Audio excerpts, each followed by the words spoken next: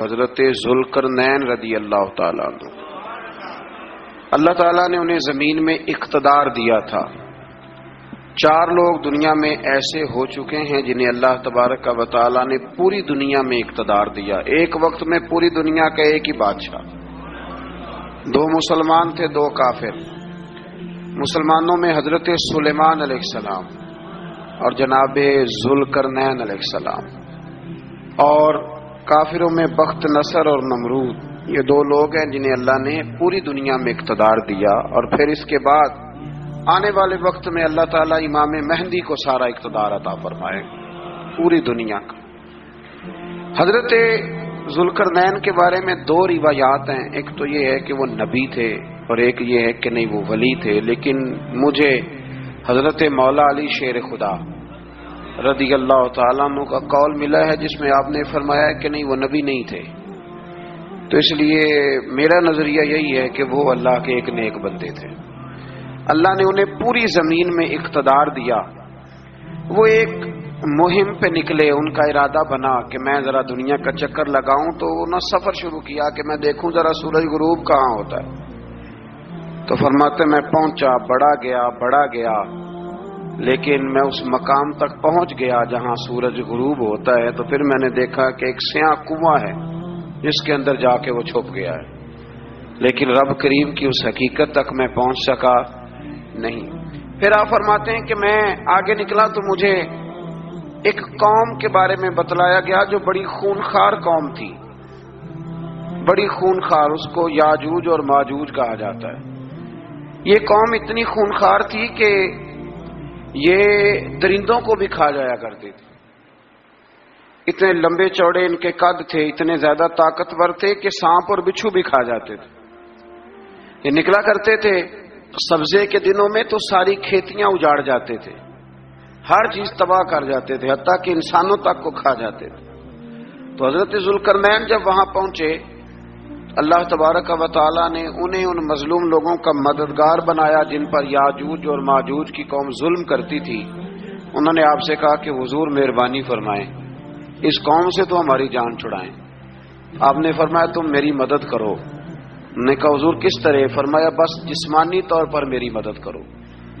تو آپ نے پھر وہاں ایک دیوار بنائی، ایک دیوار لوہا کاٹ کر، سیسا پگھلا کر، پتھر ڈال کر ایک بڑی موٹی تازی دیوار بنائی، اور اتنی اونچی بنائی، اور پھر اس کے چاروں جانب آگ جلائی تاکہ وہ لوہا اس طرح پگھل جائے کہ وہ دیواروں کے ساتھ چپک جائے، تاکہ کوئی آدمی پیر رکھنا چاہے تو پیر رکھ کے اس پہ چڑھ نہ سکے۔ آپ نے وہ دیوار بنائی۔ اب اس قوم کا حال یہ ہوا کہ وہ اس کے اندر قید ہیں، وہ صبح جب اٹھتے ہیں تو اس کو توڑنا شروع کرتے ہیں، توڑتے رہتے ہیں، تو جب شام ہوتی ہے تو ان میں سے ہر روز ایک شخص کہتا ہے اتنی رہنے دو، باقی کل کریں گے۔ لیکن جب وہ سویرے اٹھتے ہیں تو اللہ تعالیٰ اس دیوار کو پھر سے مضبوط فرما دیتا ہے۔ نبی کریم علیہ الصلوۃ والسلام نے فرمایا قرب قیامت میں ایک وقت آئے گا، قیامت کے قریب جا کے ایک ٹائم ایسا آئے گا کہ اس مخلوق میں سے ہی ایک شخص پکارے گا اور پکار کے کہے گا کہ اب سو جاؤ انشاءاللہ۔ اللہ ان کی زبان پہ جاری کہے گا اب سو جاؤ اور سویرے انشاءاللہ یہیں سے شروع کریں گے۔ تو فرمایا وہ چونکہ انشاءاللہ کہیں گے تو پھر اللہ تبارک و تعالی اگلے دن اس دیوار کو وہیں پہ رکھے گا جہاں رات کو انہوں نے اسے چھوڑا تھا۔ اگلے دن وہ توڑیں گے تو دیوار ساری ٹوٹ جائے گی، اور پھر اللہ تبارک و تعالی کا فضل ہوگا تو مسلمان کی طرف وہ بڑھیں گے، وہ قتل و غارت کریں گے، پھر سے وہی درندگی کریں گے۔ تو پھر حضرت عیسیٰ علیہ السلام ان کے لیے دعا کریں گے، تو دعا کا یہ حال ہوگا کہ ان کے وجود پر کچھ ایسی چیزیں برآمد ہوں گی جن کی وجہ سے وہ مر جائیں گے، ختم کر دیے جائیں گے، قیامت کے قریب جا کے وہ دوبارہ آئیں گے۔ اس کے بعد پھر اللہ تبارک و تعالی نے سورہ کہف کی آخری آیات میں 7 سمندر اور ان جیسے اور بھی آ جائیں، فرمایا 7 سمندر ہوں اور ان جیسے اور بھی آ جائیں اور مل کر وہ روشنائی بن جائیں تو میرے رب کے کلمات ختم ہونے سے پہلے سمندر ختم ہو جائیں گے۔ اور آخری آیت میں اللہ تعالیٰ نے فرمایا کہ اے رسول صلی اللہ تعالی علیہ وسلم آپ کہہ دیجئے کہ میں تمہاری طرح ہی ایک بشر ہوں، انا بشر مثلکم، میں بھی تمہاری طرح ایک۔ اب مثلکم کا بہت سارے لوگوں نے ترجمہ اپنی طرح کا کر لیا ہے، حالانکہ حضور صلی اللہ تعالی علیہ وسلم نے فرمایا کہ بشر ہونے میں تمہاری طرح ہوں، رسول ہونے میں تمہاری طرح نہیں، اللہ کا حبیب ہونے میں تمہاری طرح۔ اور وہ یہ جو میں کہہ رہا ہوں نا نہیں، تو یہ صحیح بخاری کے لفظ ہیں، حضور نے فرمایا ایکم مثلی، کون ہے تم میں جو میری طرح ہو، یہ صحیح بخاری کے لفظ ہیں۔ اللہ تبارک و تعالی سمجھنے کی توفیق عطا فرمائے۔ پھر اس سے آگے سورہ مریم شروع ہوتی ہے۔ اس صورت میں اللہ تبارک و تعالی نے حضرت زکریا علیہ السلام کا ذکر فرمایا ہے کہ وہ لابلد تھے اور بڑھاپے کی عمر کو پہنچ چکے تھے۔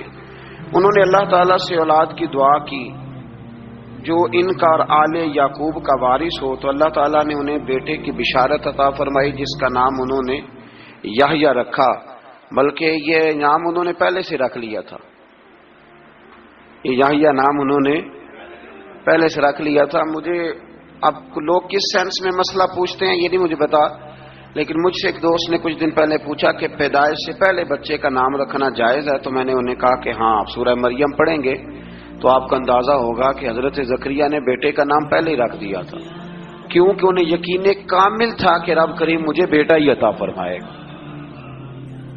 تو حضرت یحییٰ علیہ السلام کو اللہ تعالیٰ نے بچپن میں ہی نبوت عطا کی اور کتاب دی۔ ان کے اوصاف یہ بیان کیے کہ وہ پاکیزہ اور متقی تھے، ماں باپ کے ساتھ نیکی کرنے والے تھے اور سرکش نہیں تھے۔ ان پر سلام ہو جب وہ پیدا ہوئے، اور ان پر سلام ہو جب ان کی وفات ہوئی، اور قیامت کے دن جب انہیں اٹھایا جائے گا۔ اس سے معلوم ہوا کہ نبی کریم علیہ السلام پر یا کسی بھی نبی پر سلام بھیجنا اور اس دن پر سلام بھیجنا جس دن اللہ تعالیٰ نے انہیں پیدا فرمایا ہے، یہ قرآن مجید سے ثابت ہے۔ یعنی آپ یہ کہہ سکتے ہیں کہ جس سہانی گھڑی چمکا طیبہ کا چاند، اس دل افروز ساعت پہ، دل افروز ساعت پہ، تو یہ عین قرآن مجید ہے کہ جس دن وہ پیدا ہوئے اس دن ان پر سلام۔ اللہ تعالیٰ سمجھنے کی توفیق عطا فرمائے۔ پھر اس سے آگے چل کر حضرت مریم سلام اللہ علیہا کا ذکر ہے کہ ان کے پاس فرشتہ آیا، ہم تیسرے پارے میں بھی ان کا ذکر پڑھ رہے ہیں، پھر ایک اور جگہ پہ بھی اشارتاً کنایتاً ان کا تذکر آیا کہ ان کے پاس فرشتہ انسانی شکل میں آیا، اور فرشتے نے آ کے کہا کہ میں آپ کو بیٹے کی بشارت دینے آیا ہوں۔ کہنے لگی میرے پاس کیسے بیٹا آئے گا، مجھے تو کسی مرد نے چھوا ہی نہیں۔ تو فرمایا رب ایسے ہی کرتا ہے جب وہ کسی کام کا ارادہ فرما لیتا ہے۔ تو حضرت مریم کے ہاں اللہ تبارک و تعالیٰ نے حضرت عیسیٰ علیہ السلام کی ولادت فرمائی۔ حضرت عیسیٰ بغیر باپ کے پیدا ہوئے، اور حضرت آدم علیہ السلام غیر ماں باپ کے پیدا ہوئے، تو یہ اللہ کی قدرت کی نشانی ہے۔ اب حضرت عیسیٰ علیہ السلام کی جب ولادت ہوئی تو یہ آپ کا معجزہ اور حضرت مریم کی کرامت سامنے آئی کہ آپ ایک خشک کھجور کے نیچے بیٹھی تو اللہ تعالیٰ نے اسے سرسبز و شاداب کر دیا، اور آپ اس کو ہلاتی تھی تو وہ کھجوریں گرتی تھی۔ بڑی پریشان تھی آپ کے قوم کے سامنے کیا منہ لے کے جاؤں گی، لوگ کیا کہیں گے۔ لوگوں کے لیے الزام لگانا، پروپیگنڈا کرنا بڑا ہی آسان کام ہے۔ دو ہی تو کام دنیا میں آسان ہے، ایک بدگمانی کرنا اور ایک غیبت کرنا، اور اتنا مزیدار کام ہے کہ آپ ساری دیہڑی کرائیں گے۔ کوئی بندہ تھکنے کو تیار ہے، معاذ اللہ ثم معاذ اللہ، سارا دن۔ اور اگر آپ کہیں کہ اللہ کا ذکر کرو، تسبیح لے لو، صرف 500 دفعہ درود شریف پڑھ لو، تو پھر کیا بنے گا؟ کام یاد آ جائے گا، بہت سارے لوگوں نکل لیں گے۔ کبھی کبھی کچھ چیزیں بڑی یاد رہ جاتی ہیں۔ ایک شاعر نے ایک شعر کہا تھا، میری تھوڑی سی شعری ذوق ہے تو مجھے دلچسپی ہے، رہ جاتی ہیں کچھ باتیں ذہن میں۔ ایک دفعہ ہمارے ایک دوست کے بارے میں کچھ پراپیگنڈا ہونے لگا تو میں نے انہیں ایک شعر لکھ کے بھیجا، مجھے یاد تھا، میں نے ایک شعر لکھا۔ کسی شاعر نے کہا تھا کہ مخلوق تو فنکار ہے اس درجہ کے پل بھر میں، سنگے در کعبہ سے بھی اصنام تراشے۔ کعبے کے اندر سے مٹی لے کے لوگ بت بنا لیتے ہیں اور اللہ کا شریک بناتے ہیں۔ تو کہنے لگا شاعر کہ مخلوق تو فنکار ہے اس درجہ کے پل بھر میں، سنگے در کعبہ سے بھی اصنام تراشے۔ تم کون ہو، کیا چیز ہے داغے کبابی، لوگوں نے تو مریم پہ بھی الزام تراشے۔ لوگ تو منٹ لگاتے ہیں، وہ جو رہی مسجد میں، پلی مسجد میں، لوگوں نے الزام لگانے کا وقت آیا تو الزام لگا دیا، سید عائشہ صدیقہ پہ لگا دیا۔ صدیق کی بیٹی اور صدیقہ. آپ سوچ سکتے ہیں کہ لوگ کہاں تک جاتے ہیں اور باتیں کہاں تک پہنچتی ہیں. تو یہ میرے رب کریم کا فضل اور کرم ہے کہ جناب مریم کی برات کا اعلان بھی قرآن نے کیا اور حضرت عائشہ صدیقہ کی برات کا اعلان بھی قرآن پاک نے فرمایا. یہ بھی قرآن مجید نے فرمایا ہے. اور کل پرسوں بھی بات ہو رہی تھی حضرت یوسف علیہ السلام کی، تو الزام تو لگتے رہتے ہیں. تو میں نے اس دن بھی سوال کیا تھا، پھر دہراتا ہوں کہ غلطی کیا تھی حضرت یوسف کی. کبھی کنواں اندھیرا، کبھی بھائیوں کے تھپڑ، کبھی مصر کا بازار. اور ذرا سوچو تو صحیح، جب بولیاں لگتی ہیں انسان کی تو کیا حال ہوتا ہے. اور پھر ذرا یہ بھی تو دیکھو نا کہ جب زلیخا نے الزام لگایا تو پھر کیا حال ہے. اور پھر 12 سال کی جیل. پر رب فرماتے ہیں شانیں میں نے یوسف کو ہی عطا فرمائی.